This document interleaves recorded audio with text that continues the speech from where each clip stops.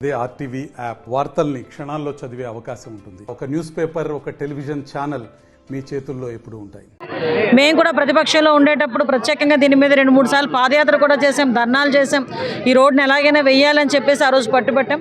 కాకపోతే లాస్ట్ 5 సంవత్సరాల పరిపాలనలో కనీసం ఒక గొంతు పోడ్చడానికి కూడా ఒక తట్టమట్టి తీసుకొచ్చిన పాపాను కూడా పోలేం. ఆ రోజు మేము ఎన్నికల క్యాన్వాసింగ్లో భాగంగానే ఆ రోజు మేము ప్రామిస్ చేయడం జరిగింది. గౌరవ చంద్రబాబు నాయుడు గారి నాయకత్వం తెలుసు కాబట్టి, పవన్ కళ్యాణ్ గారి కార్యదక్షత తెలుసు కాబట్టి ఆ రోజు మేము మాట ఇవ్వడం జరిగింది. 6 నెలల లోపే ఈరోజు మేమందరం కూడా ఆ రోడ్డు వేయించే పరిస్థితి మేము తీసుకొస్తామని చెప్పాం. ఈ ఎన్డీబీ రోడ్స్లోకి సంబంధించి ఈరోజు మళ్ళీ తిరిగి గౌరవ చంద్రబాబు నాయుడు గారి ఆదేశాల మేరకు, రోడ్లు భవనాల శాఖ మంత్రి బీసీ జనార్దన్ రెడ్డి గారి ఆదేశాల మేరకు ఈరోజు ఈ రోడ్డుని కూడా వేయడానికి ఈరోజు సిద్ధపడడం అనేది చాలా ఆనందంగా ఉంది. దీనికి సుమారుగా 24 కోట్ల రూపాయలు ఈ రోడ్డుకి శాంక్షన్ అయింది. ఈ రోడ్డు వరకు కూడా ఆల్రెడీ ఈ రోజు నుంచి స్టార్ట్ కూడా జరుగుతుంది. ఇక్కడ తిరిగి అంటే అడ్డు రోడ్ నుంచి సుమారుగా నర్సీపట్నం వెళ్ళే ప్రయాణికులందరూ, ఈ చుట్టుపక్కల గ్రామస్తులందరూ కూడా ఊపిరి పీల్చుకునే పరిస్థితి.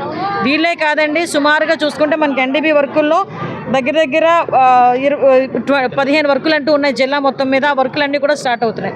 ఫస్ట్ ఆఫ్ ఆల్ ఈ వర్క్ స్టార్ట్ చేయడానికి గౌరవ కలెక్టర్ గారు కూడా ఈరోజు ఇక్కడికి రావడం నిజంగా శుభపరిణామం కింద భావించాలి.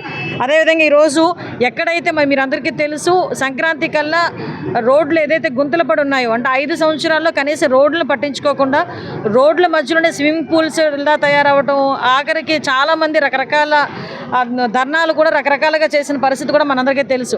అయినా కూడా ఇప్పుడున్న మాజీ ముఖ్యమంత్రి కనీసం పట్టించుకోకుండా ఉండే పరిస్థితి కూడా కనిపిస్తూ ఉంది. కాబట్టి ఈరోజు మళ్ళీ గౌరవ ముఖ్యమంత్రి గారు వచ్చిన తర్వాత గుంతలు లేని రోడ్లు చేస్తానని మాట ఇచ్చిన ప్రకారం ఈరోజు జనవరి 15 కల్లా ఎక్కడైనా గుంతలుంటే రోడ్లన్నింటినీ కూడా పోడ్చమని చెప్పి డబ్బులు శాంక్షన్ చేయడం జరిగింది. పాయకరావుపేట నియోజకవర్గంలోనే 15 వర్కులకి 1,50,00,000 రూపాయలు, అదేవిధంగా డిస్ట్రిక్ట్ మొత్తం చూసుకుంటే 68 వర్కులకి 4,80,00,000 రూపాయలతో ఈ జనవరి 15 కల్లా రోడ్లని గుంతలు కూడా పూర్తి చేసి క్లియర్ చేయమని గౌరవ ముఖ్యమంత్రి గారు ఆదేశాలు ఇచ్చారు. ఆ ప్రకారంగా మేమందరం కూడా ముందుకెళ్తాం. చదువు అవగాహన ఉన్న వాళ్ళకి ఏ రోడ్లకి టోల్ గేట్ పెడతారన్న సంగతి అర్థం అవ్వాలి.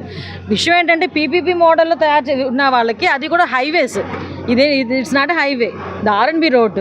హైవేస్లోని కానీ పెద్ద పెద్ద రోడ్స్కి ఏదైతే ఉన్నాయో అది పీపీపీ మోడల్లోనే ఒకవేళ ఇన్ కేసు మనం కన్స్ట్రక్ట్ చేసుకోగలిగితే దానికి గురించి మాట్లాడారు తప్పించి ఇలా రోడ్డు కనెక్టివిటీ అంటే village to village, mandal to mandal, constituency కనెక్టివిటీకి ఎవడు పెట్టడండి.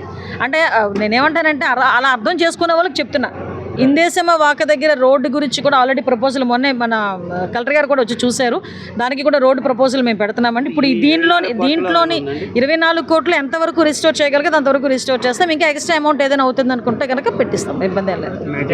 మ్యాచింగ్ గ్రాంట్ ఇది దశాబ్ద కాలం కలగదండి. ఆ రోడ్డుకి ఇప్పుడే ఇందులోనే ఎక్స్టెన్షన్ పెడితే బాగుంటుంది. డెఫినెట్గా వేస్తామండి. ఎందుకంటే మీరు అబ్జర్వ్ చేశారు, ఇంతకు ముందు పాయకరావుపేట నియోజకవర్గంలో నేను ఎమ్మెల్యేగా ఉండేటప్పుడు ఏ వర్కులు జరిగినాయో అక్కడతో స్టాప్ అయిపోయింది. మళ్ళీ లాస్ట్ 5 సంవత్సరాలు ఏమీ జరగలేదు. మళ్ళీ ఈరోజు పాయకరావుపేట ప్రజలందరూ అత్యధిక మెజార్టీతో నన్ను ఎమ్మెల్యేకి గెలిపించారు, మినిస్టర్ని కూడా చేశారు.